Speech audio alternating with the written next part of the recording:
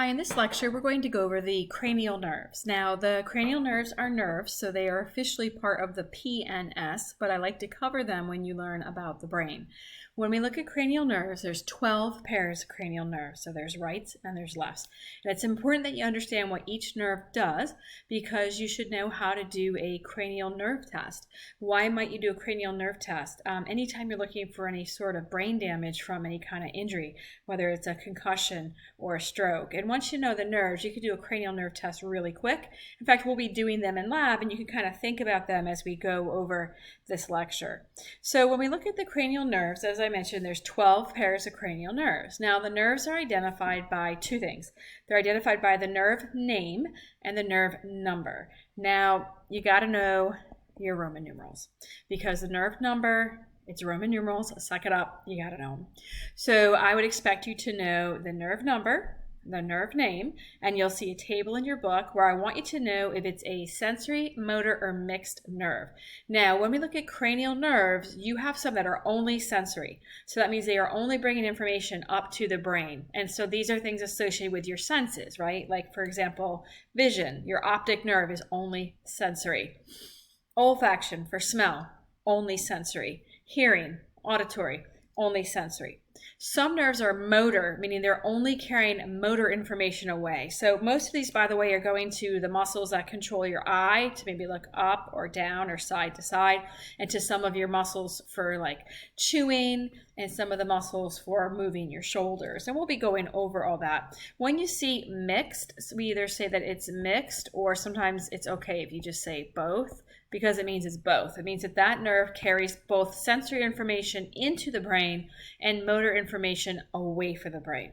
Now, the way they're numbered is if you're looking at an inferior view of the brain here, so underneath, and you'll see that your cranial nerve 1 is right up here. It kind of looks like a Q-tip.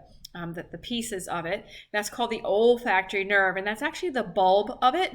And then this piece here, which would be, I guess, the little plastic stem of the Q-tip, is the olfactory tract. Remember, a tract is a bundle of axons, right? Now, it's usually in the CNS. This is on the brain, so still considered a tract. And then they just go in order. So you just start off and you'll have 1, and then you have 2, and then you'll see 3, okay, and we just go 4, 5, and we just work our way all the way down. So they're numbered from basically the frontal lobe as you go all the way down to the medulla of the brain. So cranial nerve number 12 is going to be all the way down by the brainstem, whereas cranial nerve number 1 is all the way up by your frontal lobe. So your table looks something like this, and let's just go through them. So cranial nerve 1 is olfactory nerve. It's only sensory, and that's our nerve for smell. So that nerve actually has filaments, and they come up through that cribriform plate that you learned when you studied bone. So that's how it's going to get way up here, high in your nasal cavity. Cranial nerve 2 is my optic nerve, and you probably know that one is sight, so being able to see. Cranial nerve 3 is called ocular motor. Now, I've seen it spelled with 1 C and with 2 C's. So that doesn't matter to me, 1 or 2, your choice, because I've seen it both ways. It's motor. So notice this goes to most of the eye muscles. So when we're looking up or down or side to side, a lot of there's 6 muscles, but 4 of them are controlled by ocular motor. And the name tells you it controls the eye muscles. It also does your pupil reflex in response to light. So if I shine a bright light in your eyes, what do you think your pupil should do? It should constrict. And when I take the light away, the pupil will dilate. So this is the nerve that controls that. Cranial nerve 12 is called the trochlear nerve. It's the smallest one. It controls muscles. So basically one muscle for looking down. So it's motor only. Cranial nerve 5 is one of the biggest one. It's called the trigeminal because it has 3 parts to it. So it is mixed, and you can see the 3 branches here. And it kind of makes sense if you think about where they are. So ophthalmic is sensory only. So ophthalma, right? Eye. So this brings sensory information from your forehead, your upper eyelid, and your eyebrow. So again, being able to feel that sense of touch there is from that branch of the trigeminal nerve. The maxillary, right? Maxilla. So your bottom of your eyelid and your upper jaw and cheek and nose carries sense of touch from there for sensory. Mandibular is going to be sense of touch from your lower jaw, but because it's mixed, there has to be a motor piece, and the motor piece is right here. It helps with chewing. You might remember that's your masseter muscle, so important for mastication or chewing. Cranial nerve 6 is another motor nerve, and it's called abducens, and so it might help you to think that it abducts the eye. Abducts, abducens, to look sideways. So what you should notice so far is I've just gone over 3 motor nerves that are controlling your eye muscles. So we went back here and we saw cranial nerve number 3 for your ocular motor, 4 for your trochlear, and 6. And so a real easy way to test all 3 muscles is to have the patient track. So you would just hold your finger in front and you move the finger up and down and left and right. And the patient should be able to follow the finger without turning their head. So that's a quick way to check those 3. Obviously for olfaction, you'd have them smell. Can they smell something? Optic, like how many fingers am I holding up? Okay.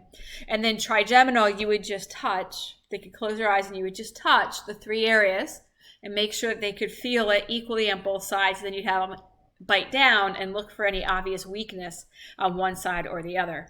Facial nerve is mixed nerve, cranial nerve 7. And so it does a lot of things. We're just going to focus on taste. So primarily taste, just know from most of the tongue, anterior tongue, mostly responsible for taste. And it also, because it's mixed, it has to have a motor, and it goes to muscles of facial expression. So I'll say smile, frown, and you make faces and you watch the patient and make sure they can make faces and that they're equal on both sides. It also causes the production of saliva. Now, cranial nerve 8, you have a choice. You can call it auditory or vestibular cochlear. Either one's fine. This is the last of our pure sensory nerves, and it has 2 branches. There's a branch from the cochlea called the cochlear branch, which functions for hearing, and there's a branch from the vestibule called the vestibular branch, which functions for balance. So these are organs in the internal ear or inner ear that function for hearing and balance. Cranial nerve 9, it's a mouthful, glossopharyngeal. It's a mixed nerve, so we have to have sensory and motor. So sensory, it helps with taste, and chemoreceptors. So it's picking up and basically monitoring the pH, the O2, and the CO2 levels in your blood. And it takes that information from a vessel, an area in the blood, and it brings it up to the medulla oblongata so it knows if it needs to change breathing or heart rate or blood pressure. The motor piece is it functions for swallowing and helps with salivation. We have our last 3. We have the vagus nerve, cranial nerve 10. Now, cranial nerve 9 and 10 will follow you all through A&P2, by the way. The vagus nerve is the longest cranial nerve. It's the only one to innervate structures basically below your neck. It carries most parasympathetic information. So your parasympathetic nervous system, remember that's part of the ANS, that's going to use the vagus nerve to send a lot of parasympathetic information. When it gets to your heart, it helps lower your heart rate and it increases digestion. So that's some of the motor, and we'll talk more about that in AP2. Sensory also brings chemoreceptors, so it's monitoring your blood and brings that information up to the medulla oblongata. Cranial nerve 11, you can call it either accessory or spinal accessory. It doesn't matter to me. And I want you to fix your notes if you have something different, because I want you to know that it's motor and it controls your sternocleidomastoid, right, turning the head and flexing the head and the neck, and trapezius. So the real easy way to test this one is to have the patient shrug their shoulders, and they should both move together. The vagus nerve, you can check the heart rate. If the heart rate's very, very low, then it might show an abnormality with the vagus nerve, or if it's super high. And the last one is hypoglossal. Remember, this goes through that hypoglossal canal, and it moves your tongue. So it allows you to speak. So you could have them stick their tongue out and bring it back in, and that would show you hypoglossal. So this is from your book. It just kind of goes over the sensory cranial nerves, because as I said, a few, right, 3 are purely sensory, and then we have some that are going to only be motor in function, and you see them listed here, and then the rest are going to be what are called mixed or both. Now, I have this in your notes, and this isn't a huge thing. You're not memorizing this whole thing. All I wanted you to do was understand a little bit why you had to learn all those dang holes. So, these nerves are going through bone to get in and out of your brain. So I would like you to know that cranial nerve 1 is going through that cribriform plate, and that's what's functioning for smell. Cranial nerve 2, remember, went through the optic canal. Now, you don't have to memorize this one or this one, but you should, and had a little bit of a glitch there, so we're going to close this out by just, as you look at some of these holes that we learned previously, I just wanted you to see why they were there, because we're trying to move through the bone. I would like you to know for cranial nerve 1 and 2 what they pass through, and then 12 as well. Remember, that one goes through the hypoglossal canal. And then as far as learning these things, there's a whole bunch of mnemonic devices out there that are helpful. This is one that I used back a long time ago when I was in school. A quick Google search of cranial nerves mnemonics will give you way too many to choose from. Some are a little profane, and I'll share some with you in lab. There's a Harry Potter one, and so I'll share that with you in lab, but this is one I had. So on old Olympus towering tops, a Finn and German viewed some hops. So it's just, again, each letter represents the cranial nerve, and then we also have them to tell if they're sensory, motor, or mixed, and it's okay to just say both, remember, if they're mixed. And then this is something that might be helpful to you. There's a way of drawing the cranial nerves as far as the areas they supply, with drawing kind of the face. And then I also have like a cranial nerve song in your helpful links. And there's a PowerPoint activity that allows you to go through and do cranial nerve testing that's in your lab folder. So this concludes our lecture on the cranial nerves.